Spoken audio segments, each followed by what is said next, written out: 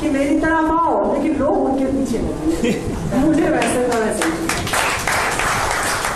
ये एक बड़ी ही ये लतीफा है, चुटकुला है, ऐसा कभी होता नहीं, ना खुदा बर्थडे मनाता है ना इस तरह के, लेकिन इसके पीछे एक दर्द, एक सूफी का दर्द छुपा हुआ है कि लोगों ने खुदा को छोड़ दिया, लेकिन नियमों के नाम पे, सिद्धांतों के नाम पे, मजहबों के नाम पे, जाति पाति के नाम पर, विज्ञान के नाम पर युद्ध करना नहीं, लड़ने की प्रवृत्ति उनमें से नहीं। मनुष्य की मूलभूत प्रवृत्ति में से एक प्रवृत्ति है लड़ना। पिछली बार मुझसे कोई साहब पूछ रहे थे, वो मैं शायद इस वक्त नहीं उपस्थित, वो कोई मुस्लिम मित्र ही थे, उन्होंने मुझसे पूछा था कि आपने कहा कि हमने जब शरीर में झांका तो हमें धर्म मिलता है सहयोग, जबकि मैं सोचता हूं तो मुझे कॉन्फ्लिक्ट मिलता है। जो एक सिद्धांत है वो बताता है कि कॉन्फ्लिक्ट, हर जगह पे तो कोई विरोध चल रहा है, कोई झगड़ा चल रहा है।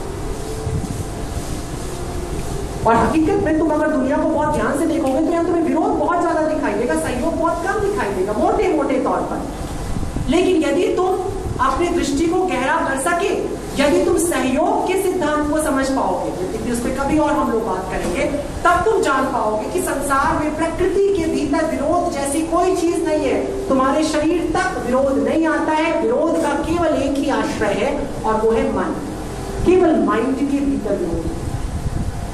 तुमने कभी नोटिस किया कि तुम अगर एक गैर मजहबी आदमी को भी प्यार करने लगो, मित्र बना लो, एक दूसरी जाति के व्यक्ति को प्यार करने लगो, मित्र बना लो, एक दूसरे विचारधारा के व्यक्ति को चाहने लगो, मित्र बना लो, तो भी तुम ये भूल जाते हो कि किसी अन्य जाति से, किसी अन्य मजहब से, किसी और स्टेटस से। कैसे ये घटता है? केवल तुम्हारा मन उस व्यक्ति को लेकर के एग्री हो गया है, बस इतनी सी घटना घटी, सिर्फ इतनी सी घटना घटती है और तुम उस व्यक्ति के साथ कंटिन्यू करने के लिए तैयार हो जाते है ना। तुम गौरी खान और शाहरुख खान बन जाते हो सडनली। लेकिन यदि यही तुम्हारा एक अंतर मन नहीं तैयार होता है, यही एक सिद्धांत तुम्हारे भीतर नहीं उतर पाता है, तुम्हारे भीतर ये प्रेम नहीं जाग पाता है, और चूंकि सबसे मुश्किल है कि हम अपने प्रेम को सार्वजनिक कर पाए, हम अपने प्रेम को सर्व प्रेम में बदल पाए, क्योंकि यही तो एक मुश्किल काम है। हमारा प्रेम चुनाव से भरा हुआ है, फुल ऑफ चॉइस, और जबकि प्रेम का पहला सिद्धांत होता है चॉइसलेसनेस। चुनाव रहित अवस्था में पहुंचे बिना प्रेम नहीं हो सकता है, कभी नहीं हो सकता है।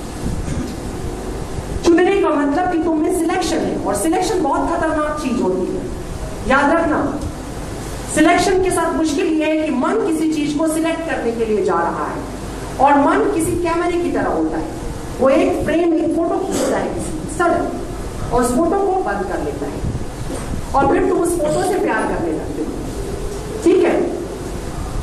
और जब तुम उस फोटो से प्यार करने लगते हो तो एक मुश्किल घटती है कि तुमने एक फोटो, एक इमेज को प्यार करना शुरू किया, लेकिन जो तुम्हारे साथ चल रहा है वो इमेज नहीं है, वो तो अलाइव है, वो तो जिंदा है।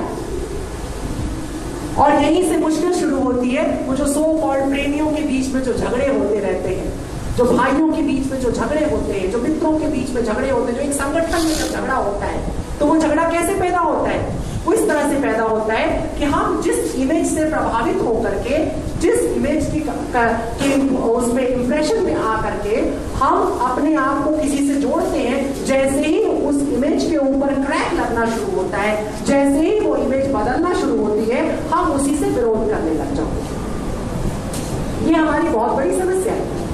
मैं उन चीजों की, चूंकि जो मैं बातें कर रहा हूं थोड़ी बिखरी बिखरी है, पर बिखरी बिखरी इसलिए है क्योंकि हमारा मन उतना ही बिखरा बिखरा है। मैं केवल कुछ हिस्सों को पकड़ने की और आप तक जोड़ने की कोशिश कर रहा हूं कि तुम इस बात को जान सको कि तुम्हारा मन कहां कहां विध्वंसक होता है। तो मैंने कहा, जब तुम उपहास करते हो तो भी तुम्हारा मन विध्वंसक है, जब तुम अपनी विचारधारा को थोपने की कोशिश करते हो तब भी तुम्हारा मन विध्वंसक है, जब तुम किसी विचारधारा का विरोध सिर्फ इसलिए करते हो क्योंकि तुमको उसका विरोध करके स्थापना मिलेगी, तो भी तुम विध्वंसक हो। और जब मैं अभी छोटी सी बात कर रहा हूं, या हो सकता है बहुत से लोग ऐसे भी होंगे जो आयशा से जुड़े होंगे, और मैं नाम नहीं ले रहा हूं, लेकिन कल ही में बैठा हुआ था और एक व्यक्ति है, बहुत प्रसिद्ध व्यक्ति है दिल्ली के अंदर, बहुत बड़े कलाकार भी हैं, और उन्होंने वो लेफ्ट से जुड़े हुए हैं। तो मैंने उनसे कहा कि कल मलाला यूसुफजई पर कुछ कार्यक्रम हो रहा है JNU में, और मैं चाहूंगा कि आप भी उसमें शिरकत करें, हिस्सा लें। तो उन्होंने कहा कि बहुत अच्छी बात है, कौन करा रहा है? मैंने कहा वो ABVP नाम का एक मंच है वहां पर हो। तो कहा हाँ ABVP, आप ये कैसे एक्सपेक्ट कर रहे हैं कि मैं ABVP के मंच पे जाऊंगा? मैंने कहा कि भाई मलाला यूसुफजई के प्रति आपके मन में कोई लगाव, कोई श्रद्धा है या नहीं? बोले हाँ वो है। तो मैंने कहा फिर ABVP के मंच पे जाने पे क्या प्रॉब्लम है? उन्होंने कहा नहीं नहीं नहीं, ABVP के मंच पे मैं नहीं जा सकता। मैं सोचने लग गया, वो व्यक्ति जिसके जीवन, और मैं उस व्यक्ति को नाम नहीं ले रहा हूं पर मैं बता रहा हूं, उस व्यक्ति का मैक्सिमम हिस्सा छुआछूत मिटाने में लगा है।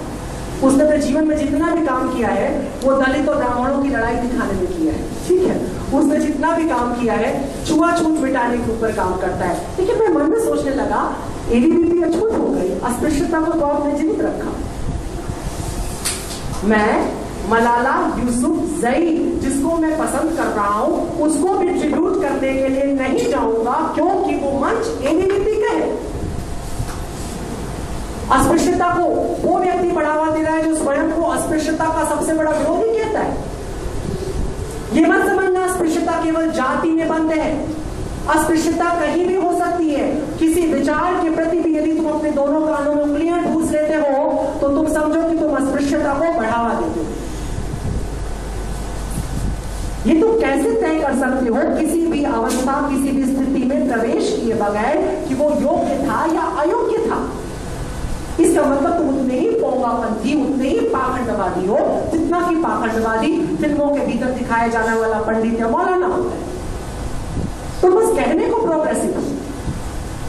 तुम गालिब की गजलें इसलिए नहीं पढ़ते क्योंकि गालिब की गजलों में भूखमरी नहीं दिखाई देती है तुम्हें। अरे यार, जो पूरी जिंदगी भूखमरी का शिकार रहा हो और वो अपनी गजलों में भी वही डालेगा।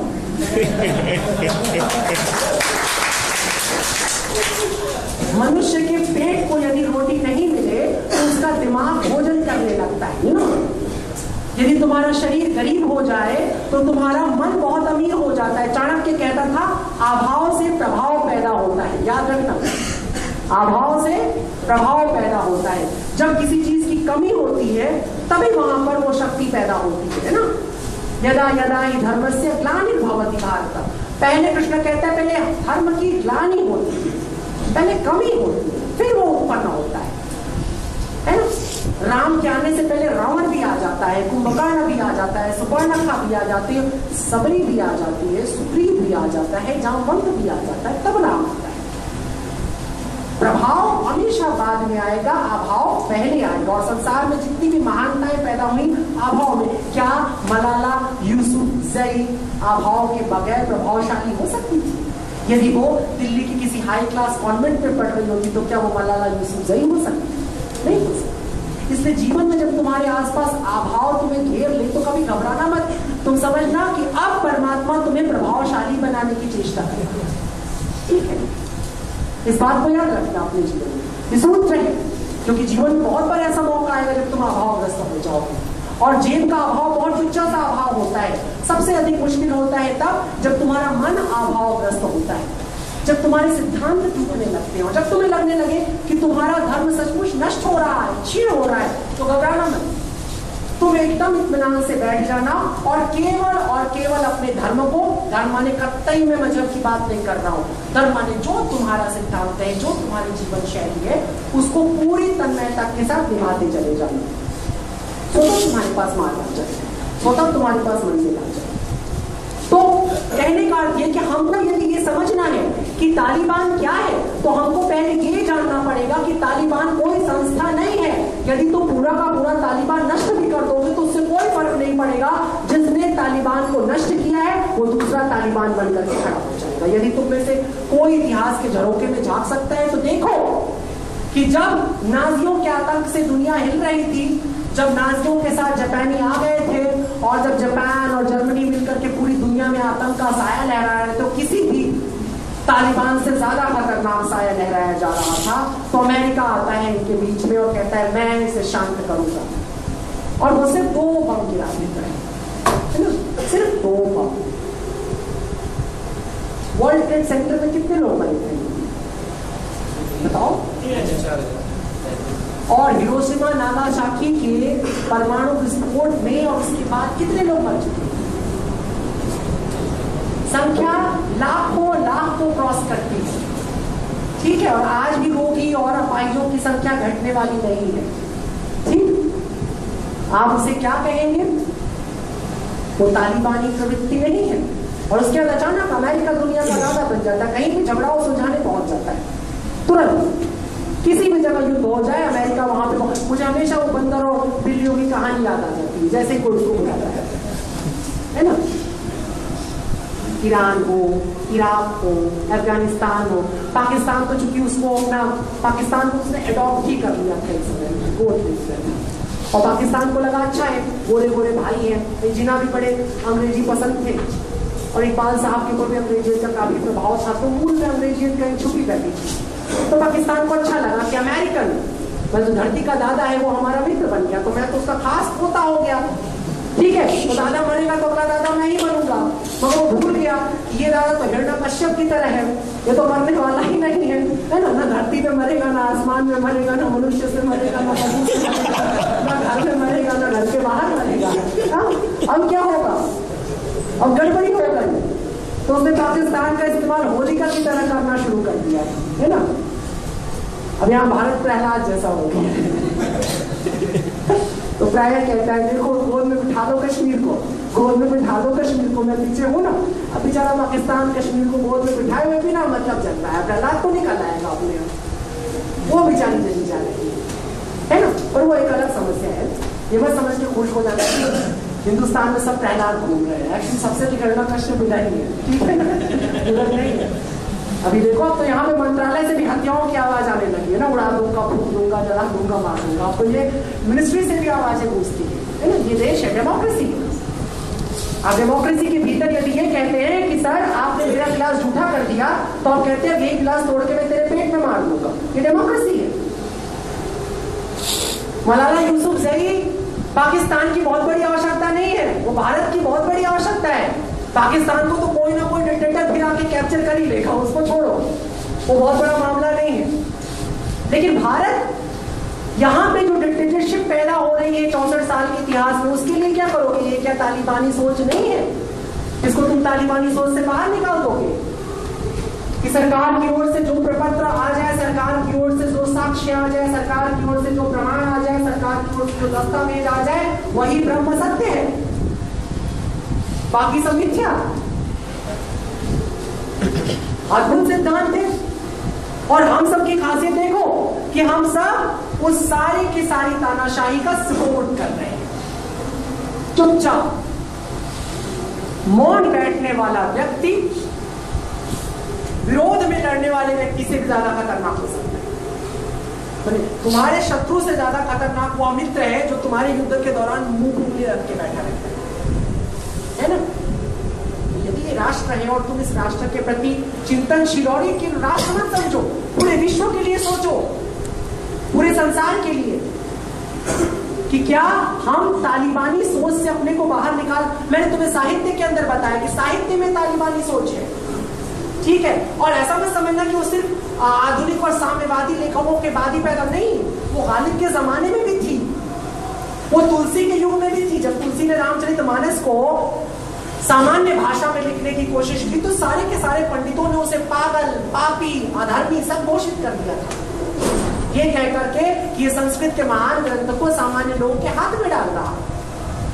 तालिबानी सोच कभी खत्म नहीं होती है।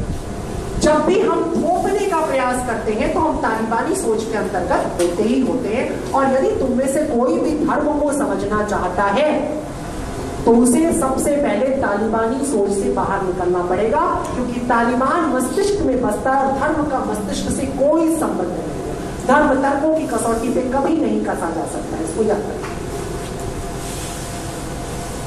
धर्म कविता की तरह होता है ना, पढ़ते खुद से है शबनम को फना की तालीम, मैं भी हूं एक इनायत की नजर पर। शायर कहता है कि पर्तव्य खुद से है शबनम को फना की तालीम। सूर्य की पहली किरण के साथ ही ओस को धूप में उड़ जाने की तालीम मिली होती है। मैं भी हूं एक इनायत की नजर पर। और हे ईश्वर, मैं भी बस तेरी एक इनायत की नजर चाहता हूँ।